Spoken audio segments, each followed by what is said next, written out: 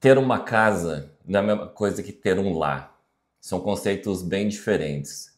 E eu quero trazer essa reflexão compartilhada com você, porque eu passei 3 meses agora no Brasil, depois de 1 ano e meio morando como nômade. Eu acho que eu fiquei mais sensível a essa questão do que é uma casa, do que é um lar. E eu cheguei a uma conclusão própria, depois de ler sobre esse assunto, depois sobre várias reflexões que eu tive. E uma casa é basicamente o espaço físico. É, como esse espaço foi construído, quantos cômodos tem, quantas janelas, quais foram os acabamentos utilizados. É sobre o espaço físico. E um lar é muito mais sobre o sentimento de afeto que esse lugar oferece, sobre segurança, sobre pertencimento, sobre acolhimento, sobre conforto. Isso é um lar. E um lar também é composto pelas relações que acontecem dentro desse lugar, que geram memória, que geram lembrança, que geram saudade, que geram alegria. É um lugar que carrega muita história. Sabe quando alguém fala pra você, você visita essa casa da pessoa e ela fala: Cadu, sinta-se em casa, sentir-se em casa, né? É sobre faça parte desse lar por enquanto. Sinta-se esse afeto aqui desse espaço. Ou então aqui nossos irmãos na Espanha devem dizer mi casa tu casa, né? Sinta como se você estivesse no seu lar. É mais sobre isso, é sobre sentimento versus espaço físico. E eu aproveito já para perguntar para você, o que te faz sentir em casa? Quais são os rituais, os hábitos, as atividades que faz você se sentir em casa, em um lar? Comenta aqui embaixo, tô doido para saber. Talvez eu queira um dia ter uma casa própria, comprar, pensar em cada detalhe, pensar junto com arquitetas. O sonho da casa própria, é óbvio. Mas a verdade é que agora eu tô no momento de ter um lar, de querer ter esse espaço de acolhimento, de afeto, de foco, que me traga tudo que é essencial. Nessa vida como nômade, de mais de 1 ano e meio, eu refleti muito sobre esse tema. Acomodação, casa, pulando de Airbnb, de casa para casa, de favores a favores. E muitos dos lugares que eu fiquei, eu percebi que eu tinha tudo, muitas vezes. Uma baita cozinha para cozinhar, com os equipamentos, com os utensílios domésticos. Tinha uma sala confortável, com sofazão, com TV, até com plantas para cuidar. Mas às vezes eu me sentia distante do que é essencial para mim. A clareza sobre essa diferença entre casa e lar e essa busca por ter um lar, ela veio com esse período de 3 meses no Brasil que acabou de encerrar. Eu acabei de chegar de volta para a Espanha e nesse lugar onde eu fiquei baseado no Brasil, eu tinha toda a familiaridade por ter crescido nesse lugar. Eu sabia cada canto da casa, eu sabia todos os nomes das ruas, eu sabia para onde ir, mas ao mesmo tempo eu estava mega incomodado e eu não conseguia dar nome para esse incômodo. Eu estava sentindo no fim falta da minha rotina, senti falta do que eu estou construindo por aqui, desse estilo de vida que eu decidi adotar e experimentar. E eu estava sentindo falta de tudo isso. Então não era sobre ter familiaridade, era sobre ter continuidade do que eu estou construindo, de ter uma rotina, de ter foco, de ter meu espaço de silêncio, de ter intenção nos momentos que eu quero ficar em solitude para digerir e também colocar intenção nos momentos sociais, de convidar, de fazer atividades em grupos, de desenvolver o idioma, né, espanhol. Então, eu fiquei pensando muito sobre isso, assim, sabe? Sobre esses sentimentos que um lar oferece.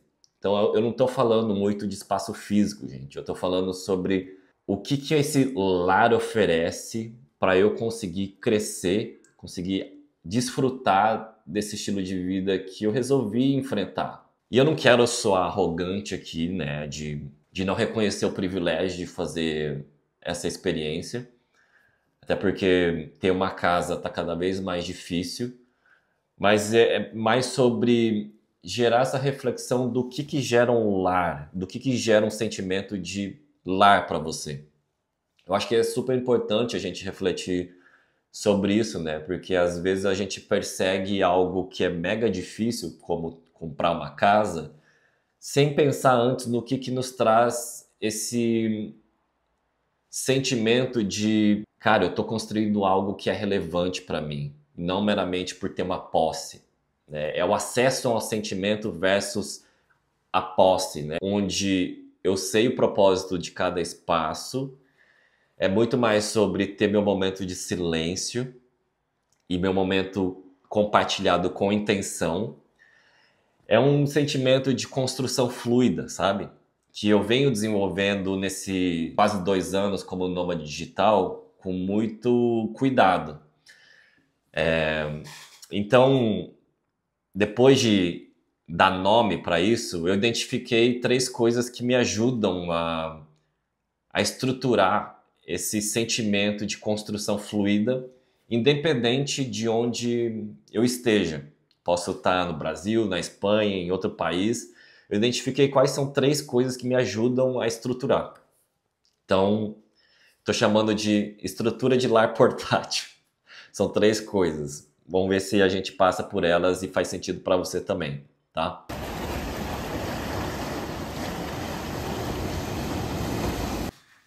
Ah, esqueci de dizer algo. Eu disponibilizei alguns horários para mentoria gratuita, especialmente para quem tem bloqueios criativos. No link abaixo você encontra alguns horários, então é só clicar e encontrar um horário que funciona para você, beleza? Bom, vamos lá. Vou passar para vocês 3 componentes que fazem parte do meu conceito de lar portátil. A primeira delas é o ritual matinal. O ritual matinal é essencial para eu começar o dia com clareza. Então é durante a preparação do meu café que eu penso qual é o compromisso mais importante do meu dia. Às vezes é uma reunião, às vezes é a apresentação de um projeto, às vezes é uma mentoria que eu tenho que dar e estar preparado mentalmente, focado. Então eu penso como que eu estruturo o meu dia para que essa responsabilidade, esse compromisso tenha minha energia lá em cima. É fazendo exercício físico que eu me conecto com o meu corpo também. Então eu saio um pouco do mental e tento entender como que meu corpo tá, seja em termos de sentimentos, mas também tensões, onde que eu tô mais relaxado. Tento entender que essas tensões querem dizer para mim, né? Eu tento entender meu corpo. E através da escrita matinal, eu descarrego tudo isso, né? Então, às vezes, ao escrever 3 páginas, né? Existe essa técnica de escrever 3 páginas pela manhã. Muitos dizem que tem que ser a primeira coisa que você faz no dia. Eu, particularmente, acho difícil abrir e escrever. Às vezes eu faço até, mas normalmente é depois de fazer o exercício. E é onde eu descarrego o que tem tanto na minha cabeça quanto que tem no meu corpo. Muitas vezes eu escrevo sobre sentimentos, muitas vezes eu escrevo sobre desejos, e muitas vezes eu peço coisas para o universo também. Então, a rotina matinal é isso, é super importante para eu orientar, colocar energia e foco para o meu dia. O segundo componente do lar portátil eu chamo de cantos e momentos. Cantos e momentos tem a ver com o silêncio que eu entendo que eu preciso para colocar foco, para eu produzir, para eu ter bastante concentração nas atividades. Muitas vezes eu escuto uma música só de fundo, instrumental, sem vocal, um lo-fizinho, ou então até música clássica, até música eletrônica, às vezes, dependendo do meu humor, beat de hip hop, mas eu preciso desse silêncio. Às vezes eu não coloco nada para eu conseguir ter foco, ou então para digerir informações, né, que passaram pelo dia e ter esse momento mais introspectivo, mais calmo, mais sereno. Ou então, eu preciso de luz natural. Então, esse é o meu canto favorito agora dessa casa, onde eu tenho bastante luz natural, principalmente pela manhã. Agora são 10h45 e tem bastante luz natural. E além disso, aqui eu tenho uma visibilidade muito legal, né? Eu gosto de observar como que o dia passa, quais pessoas passam, como que o horizonte muda. Então eu curto bastante essa questão da luz natural, mas também da vista.